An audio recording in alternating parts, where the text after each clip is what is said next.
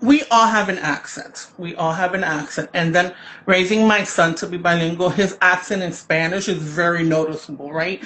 And then one thing I never want to happen to him, and it's bound to happen eventually, because people, can be mean, is say something like, about your accent. And then, but he's very proud of speaking Spanish. So we were at the he's a senior now. We were at the senior conference where they had different people coming in from colleges, universities, and also from the National Guard. So everyone speaks. The National Guard guy comes up, and the first thing out of his mouth, Leanna, he says, you can hear he's trembling, you can hear the tremor in his voice. And then he said, the first thing I want to say is I'm sorry because English is not my first language and I have an accent.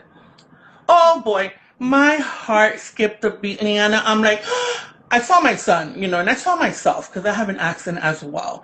And I'm like, And then it was funny because it was just so, it was so automatic. Like I just raised my hand and I'm like, no.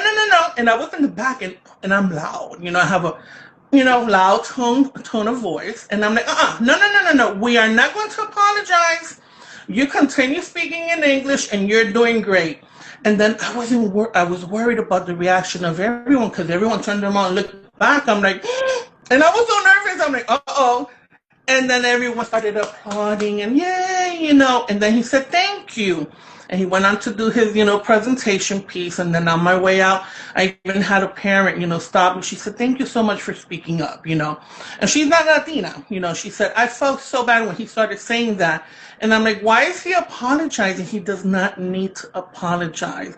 And I know we're living in very difficult and hard times right now, especially in regards to language. So that's the one little thread that we have to hold on to because it's part of our identity of who we are, and we shouldn't allow anyone to make us feel less than.